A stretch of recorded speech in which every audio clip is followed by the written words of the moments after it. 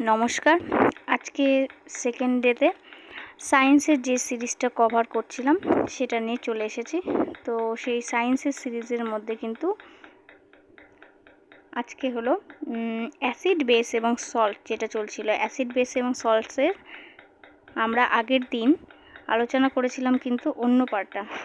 আগের দিন দেখো এই যে আমরা হলো অ্যাসিডের সাথে যে রিয়াকশন হচ্ছে মেটালের, তার ফলে কি তৈরি হচ্ছে সল্ট আর হাইড্রোজেন গ্যাস। সল্ট আর হাইড্রোজেন গ্যাস যে তৈরি হচ্ছে সেইটা পার্টটা আলোচনা করেছিলাম। তো আজকে how do metal carbonates and metal hydrogen carbonates reacts with acid, এই বিষয়টা আলোচনা করব। আজকে থেকে স্টার্ট হচ্ছে হলো how do metal carbonates and metal hydrogen carbonates react with acid. তাহলে মেটাল কার্বনেট যেটা আছে এবং মেটাল হাইড্রোজেন কার্বনেট সেটা অ্যাসিডের সাথে কিভাবে রিয়াকশন করছে সেটা কিন্তু দেখব। এবার দেখো, আমরা যদি এনসিইআরটিকে এইভাবে লাইন বাই লাইন ফলো করি তাহলে কিন্তু আমাদের কনসেপ্টগুলো অনেক ক্ষেত্রে ক্লিয়ার হচ্ছে, আর তার জন্য কিন্তু আমাদের পরীক্ষাটা ইজিলি অনেক কোশ্চেন কিন্তু আমরা পারবো। এবার অনেক ক্ষেত্রে কি হয়, আমরা ঠিকঠাকভাবে কনসেপ্ট যদি ক্লিয়ার না করি, এবার এখন দিনে দিনে সিটেটটা কিন্তু সবাই দিতে চাইছে, কেননা সেন্ট্রাল টেট এলিজিবিলিটি ছাড়া কিন্তু অন্য অন্য রাজ্যগুলোতে কিন্তু টিচার হিসেবে কিন্তু মানছে না। তো ওই জন্য সিটেট দিয়ে রাখাটা খুবই আবশ্যক। আর ইদানিং সিটেটের ইয়েটাও খুব বেড়েছে। তো কোশ্চেনের লেভেল কিন্তু যথেষ্ট টাফ সেভাবে বলা যাবে না, কিন্তু লেভেল ভালোই আছে। যে যদি তুমি ঠিকঠাক করে ডিটেলিংভাবে প্রিপারেশান না নাও, কনসেপ্ট যদি ক্লিয়ার না করো, তাহলে কিন্তু সেখানে কিন্তু কোশ্চেনগুলো অ্যাটেন্ড করা যায় না, এবং টাইম ম্যানেজমেন্ট না করতে পারলে তার উপরে কিন্তু কোয়ালিফাই করা যায় না। তো ওই জন্য আমাদের কনসেপ্টটা পুরোপুরিভাবে ক্লিয়ার করতে হবে, যাতে যেখান থেকে কোশ্চেন আসুক আমরা সেই কনসেপ্ট হিসাবে কিন্তু কোশ্চেনগুলো পারি। বোঝা গেল? তাহলে আজকে থেকে দেখো শুরু করব যেমন করে হাইড্রোজেন কার্বনেট আর হলো কী করে মেটালের সাথে রিঅ্যাক্ট করছে, অ্যাসিডের সাথে মেটালের যেটা হাইড্রোজেন কার্বনেটস এবং মেটাল কার্বনেটস সেটা হলো অ্যাসিডের সাথে কী করে রিঅ্যাক্ট করছে, তাই না? এখানে দেখো একটা রিঅ্যাকশান আছে সোডিয়াম কার্বনেট, তাই না, Na2CO3। এটা হলো মেটাল কার্বনেটস, তাই না, মেটাল কার্বনেটস। তাহলে মেটাল কার্বনেটসের সাথে যদি এই সিএলটা কি অ্যাসিড, তাহলে এখানে মেটাল কার্বনেটস আর অ্যাসিড মিলে কিন্তু তৈরি করছে NaCl। NaCl কি একটা আমরা জানি লবণ, তাই না, সল্ট একটা, NaCl কি সল্ট। তাহলে সল্ট তৈরি করছে আর তার সাথে দেখো একটা H2O তৈরি হচ্ছে এবং একটা CO2 গ্যাস, এখানে কি CO2 একটা গ্যাস তৈরি হচ্ছে। তাহলে মেটালের যে কার্বনেটস যেগুলো সেটা যদি অ্যাসিডের সাথে রিয়াকশন করে তাহলে প্রথমে একটা পাই সল্ট, তার সাথে কিন্তু H2, তার সাথে একটা কার্বন ডাইঅক্সাইড গ্যাস পাই। এই যে রিয়াকশানগুলো এগুলো কিন্তু থেকে তুলে তুলে কোশ্চেন দেয়। আমি এই সিরিজটা কমপ্লিটের পরের দিকে কিউগুলো যেগুলো করাবো সেগুলোতে দেখবে যে একদমই বলবে যে এই যে মেটাল কার্বনেটসের সাথে অ্যাসিডের যে রিয়াকশানে, তাহলে সেখান থেকে কিন্তু এই CO2 বা এই রিয়াকশানগুলো তুলে তুলে দেয়। বোঝা গেল? তাহলে এখানে কি হচ্ছে যে মেটাল কার্বনেটস বলতে একটা এক্সাম্পল দেওয়া আছে Na2CO3, তার সাথে HCl রিয়াকশান হয়ে 2NaCl একটা সল্ট তৈরি হচ্ছে, একটা জল এবং CO2 গ্যাস তৈরি হচ্ছে। আর একটা মেটাল যেটা হাইড্রোজেন কার্বনেট, তার সাথে কিন্তু মেটাল হাইড্রোজেন কার্বনেটের সাথে কি হচ্ছে HCl, আবার যে রিয়াকশান করছে যেটা অ্যাসিড, সেটা আবার একটা NaCl অর্থাৎ লবণ তৈরি করছে, আর H2O তৈরি করছে আর CO2। তো সেম মেটাল কার্বনেটের সাথেও অ্যাসিড যে রিয়াকশান করছে, মেটাল হাইড্রোজেন কার্বনেটের সাথেও কিন্তু এখানে HCl সেম রিয়াকশান করছে। এবার দেখো এই রিয়াকশানটা মেজর কেন, এই যে আমরা মেটাল কার্বনেট বা হাইড্রোজেন কার্বনেটের সাথে যে CO2টা তৈরি হলো, সেই CO2টা যদি এই কার্বন ডাইঅক্সাইড গ্যাসটাকে কি করি আমরা, যদি থ্রু লাইম ওয়াটার দিয়ে পাস করি। লাইম ওয়াটারটা দেখো, লাইম ওয়াটারটা কাকে বলে, CaOH অর্থাৎ ক্যালসিয়াম হাইড্রোক্সাইড। ক্যালসিয়াম হাইড্রোক্সাইডটাকে বলি লাইম ওয়াটার। বোঝা গেল? ক্যালসিয়াম হাইড্রোক্সাইড দিয়ে যদি আমি পাস করি তখন কি হচ্ছে, তখন কিন্তু এখানে একটা প্রেসিপিটেট পড়ছে, হোয়াইট প্রেসিপিটেট। দেখবে এরকম একটা টেস্ট টিউবে এখানে কিন্তু সাদা একটা থকথকে, এরকম একদম সাদা একটা থকথকে কিন্তু আসে এখানে। তাহলে এই সাদা থকথকে যেটা প্রেসিপিটেট সেটা কিসের হবে? ক্যালসিয়াম কার্বনেটের, CaCO3 কার? CaCO3, আর তার সাথে কিন্তু H2O এখানে পাওয়া যাচ্ছে। তাহলে এইবার দেখো কোশ্চিনগুলোতে থাকে কি, যদি এই যে মানে CO2 গ্যাসটা যেটা আমরা পাচ্ছি এই মেটাল অক্সাইড বা মেটাল কার্বনেট বা মেটাল হাইড্রোজেন কার্বনেট থেকে, সেটা যদি লাইম ওয়াটারের সাথে যদি আমরা এই গ্যাসটাকে পাস করি তাহলে মানে রিয়াকশানটা কী হবে, এরকম ধরনের কোশ্চিন থাকে। তো সেটা তাহলে এখানে কিন্তু স্টার দেওয়া, কারণ এই কোশ্চিনটা বারবার আসে। তো ক্যালসিয়াম হাইড্রোক্সাইড বা লাইম ওয়াটার যেটা, সেটার সাথে যদি CO2 গ্যাসটা যেটা আগে মেটাল কার্বনেট বা মেটাল হাইড্রোজেন কার্বনেট থেকে পাওয়া গেল সেটাকে যদি চালনা করি তাহলে কি হচ্ছে, ক্যালসিয়াম কার্বনেটের একটা হোয়াইট প্রেসিপিটেট থকথকে হচ্ছে এবং তার সাথে কিন্তু জল, বোঝা গেল? তাহলে এই লাইম ওয়াটার রিয়াকশান, এটাকে কী বলে? Lime water reaction. এটা কিন্তু আর একটা কথা, এইটাকে লাইম ওয়াটার যে দেওয়া হচ্ছে এটাকে একটা CO2 টেস্ট বলে। কি বলে? CO2 test. এবার CO2 টেস্টটা কিন্তু এভাবেই করা হয়, যেখানে হোয়াইট প্রেসিপিট যদি পড়ে তাহলে বোঝা যায় লাইম ওয়াটার টেস্ট, বা এটাকে লাইম ওয়াটার টেস্টও বলা যায়। কি বলে? Lime water test.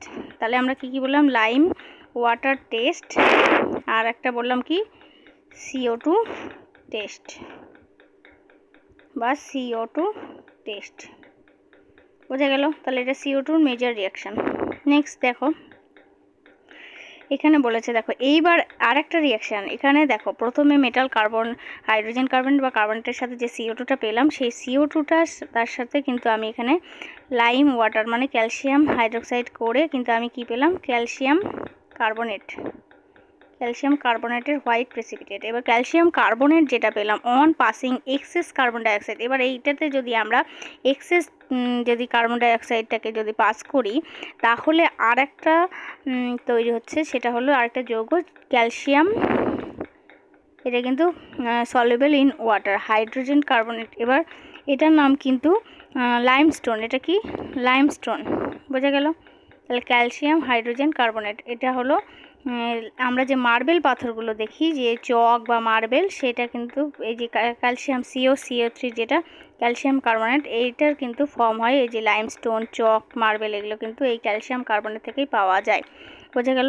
তাহলে এই যে ক্যালসিয়াম কার্বনেটের সাথে আবার যদি এক্সেস CO2 দিই, সেখানে কিন্তু CaHCO3 একটা তৈরি হচ্ছে, যেটা হলো সলিউবল ইন ওয়াটার, বোঝা গেল? তাহলে এই রিয়াকশানটা কিন্তু খুবই মেজর। তাহলে প্রথমে আরেকবার রিয়াকশানটা আমরা মনে করি। প্রথমে দেখো, প্রথমে কি করলাম? প্রথমে হলো আমরা ক্যালসিয়াম হাইড্রোক্সাইড যেটা লাইম ওয়াটার, তার সাথে কিন্তু CO2টা দিলাম। তার আগে বলি, আচ্ছা দেখো প্রথমে কিন্তু মেটালের সাথে রিয়াকশান করলাম, মেটাল, তাই না? মেটালের সাথে যদি রিয়াকশান হয় সেখানে কিন্তু CO2টা পেলাম। সেই CO2টা কার সাথে? লাইম ওয়াটারের সাথে রিয়াক্ট করে আমরা CO2 থেকে সেখানে কিন্তু CaCO3 ক্যালসিয়াম কার্বনেট পেলাম। এবার সেই CaCO3 থেকে কিন্তু তার সাথে আবার যদি আমরা এক্সেস কার্বন ডাইঅক্সাইড দিই, সেখানে কিন্তু CaHCO3 এটা পেলাম, বোঝা গেল? তারপরে দেখো কি বলেছে, তাহলে মেটাল কার্বনেট, এইটা এখানে বোঝা যাচ্ছে মেটাল কার্বনেট বা metal hydrogen carbonate plus acid মিলে কিন্তু সল্ট প্লাস কার্বন ডাইঅক্সাইড তৈরি করছে, তাই না? এই কার্বন ডাইঅক্সাইড আর ওয়াটার, তাহলে এই কার্বন ডাইঅক্সাইড গ্যাসটাই কিন্তু আমি পরবর্তীকালে লাইম ওয়াটার টেস্ট হিসাবে ইউজ করছি, বোঝা গেল? নেক্সট দেখো, how do acid and bases react with each other. তাহলে অ্যাসিড এবং বেস যদি একসাথে যদি আমি রিয়াক্ট করি তাহলে কি তৈরি হচ্ছে? দেখো এখানে NaOH আর HCl, একটা বেস আর একটা অ্যাসিড। তাহলে অ্যাসিড আর বেস যদি রিয়াক্ট হয় সেখানে কিন্তু একটা NaCl মানে লবণ তৈরি হচ্ছে, সেখানে কি হচ্ছে? লবণ তৈরি হচ্ছে, আর একটা জল, বোঝা গেল? আবার তাহলে বেস প্লাস অ্যাসিড মানে সল্ট প্লাস ওয়াটার। এবার এখানে দেখো সল্ট ওয়াটারের সাথে কিন্তু এখানে কিন্তু একটা হিটও রিলিজ হচ্ছে, তাই জন্য এটা কি রিয়াকশান? এটা হলো এক্সোথার্মিক, বোঝা গেল? এবার এই যে এখানে একে অপরকে এরা কী করছে? নিউট্রিলাইজ করছে। তাহলে এই রিয়াকশানটাকে বলা হয় কিন্তু নিউট্রিলাইজেশন রিয়াকশান।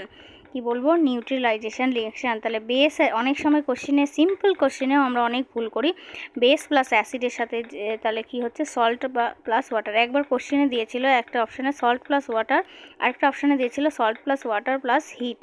এবার অনেক ক্ষেত্রে যেহেতু এখানে দেওয়া আছে সল্ট প্লাস ওয়াটার এবং সেইটা অনেকেই রাইট দিয়েছিল, কিন্তু পরে সিবিএসসি এই হিটটাকেও হিট যে অপশানটা ছিল সেটাকেই কিন্তু ঠিক করেছিল। তো আমাদের এইটা জানতে হবে যে এক্সোথার্মিক রিয়াকশান মানে এটা কিন্তু হিটটাও কিন্তু রিলিজ হয়, কিন্তু এখানে সেভাবে দেওয়া নেই, কিন্তু সিবিএসসি ওই আনসারটাকেই মার্ক করেছিল। দেন দেখো reaction of metallic oxides and with acid. এবার মেটালিক অক্সাইডগুলোর যেটা সেটা অ্যাসিডের সাথে কি রিয়াকশান হচ্ছে। এই যে মেটাল অক্সাইড প্লাস অ্যাসিডও কিন্তু সল্ট প্লাস ওয়াটার তৈরি করে। এনে কি তৈরি করে? Salt plus water. এই যে আমরা যে দেখো যে কালার অফ সলিউশন যেটা ব্লু গ্রিন হয় কপার অক্সাইডে, আমরা দেখি অনেক সময় তামার বাসনগুলো ব্যবহার করি কপারে, সেগুলো কিন্তু কালার কিন্তু চেঞ্জ হয়ে যায়, তাই না? তারপরে সেই ব্লু গ্রিন সলিউশন কালারটা যেটা সেটা কিন্তু কার জন্য হয়? কপার ক্লোরাইডের জন্য হয়। কিন্তু এখানে যে কপার ক্লোরাইড যে ফর্ম হয় সেইটার জন্য কিন্তু এই কপার কিন্তু এখানে মেটাল অক্সাইড, তাহলে এটার জন্য কিন্তু এই যে এইখানে যে সল্ট তৈরি হয় সেটার জন্য কিন্তু এই কপারের বাসনগুলোতে, তামার বাসনগুলোতে কিন্তু ওরকম কালারটা আসে। বোঝা গেল? আচ্ছা, reaction of non metallic oxide with base. এবার নন মেটালিক অক্সাইডের সাথে যদি বেসের রিয়াকশন হয় তাহলে আমরা কি দেখতে পাই? বলেছে দেখো carbon dioxide and calcium হাইড্রোক্সাইডে যেটা লাইম ওয়াটার বলছি সেটাকে যদি দেখি আমি তাহলে সেটা অলরেডি আমরা দেখে নিয়েছি। এবার এটার ক্ষেত্রেও সিমিলার, নন মেটালিক অক্সাইডের ক্ষেত্রেও কিন্তু এটা সিমিলার রিয়াকশন হয়। What do all acid and all bases have in common. তার মানে অ্যাসিড এবং অল বেস একসাথে কি করে সেটাই বলেছে।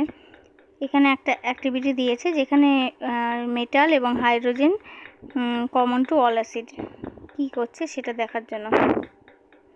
এই যে একটা ছবিতে দেখো এখানে কিন্তু অ্যাসিড সলিউশন কি করছে, এখানে ওয়াটার কন্ডাক্ট মানে সলিউশন ওয়াটারে দিলে একটা ইলেকট্রিসিটি, এখানে একটা বাল্ব দিয়েছে, যদি এখানে যদি অ্যাসিড দেওয়া হয় সেটা কিন্তু এখানে কি হচ্ছে, একটা বাল্বটা গ্লো করছে, বাল্বটা কি করছে? গ্লো করছে। বুঝে গেল? তাহলে এখানে দেখো তার মানে আমরা কি কনক্লুশনে দাঁড়াই? The bulb will start glowing in the case of acid. ওই সব ফিগারে দেখিয়েছে যে অ্যাসিডের ক্ষেত্রে কিন্তু বাল্বটা গ্লো করছে। এবার but you will observe that glucose and alcohol solution do not conduct electricity. তার মানে অ্যাসিডিক যে সলিউশনগুলো সেটার ক্ষেত্রে কিন্তু আমাদের বাল্বটা গ্লো করবে, কিন্তু যদি আমরা হলো গ্লুকোজ বা অ্যালকোহল সলিউশন দিই বেসের ক্ষেত্রে সেটার ক্ষেত্রে কিন্তু ইলেকট্রিসিটি কন্ডাক্ট করতে পারছে না, জন্য সেখানে কিন্তু আয়রনটা মানে ion, the electric current is carried through the acidic solution by ion. তার ইলেকট্রিক যেটা কারেন্টটা তৈরি হচ্ছে সেটা কিন্তু অ্যাসিডিক সলিউশনে কেন?